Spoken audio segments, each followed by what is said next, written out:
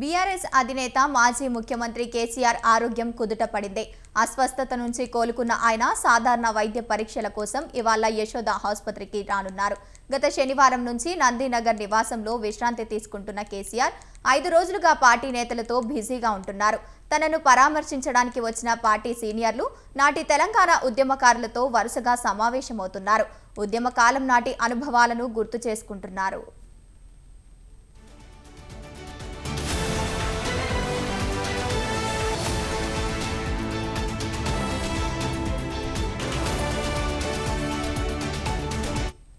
BRS హయాంలో తెలంగాణ అద్భుతమైన ప్రగతిని సాధించిందని కేసీఆర్ పార్టీ నేతలతో అన్నారు.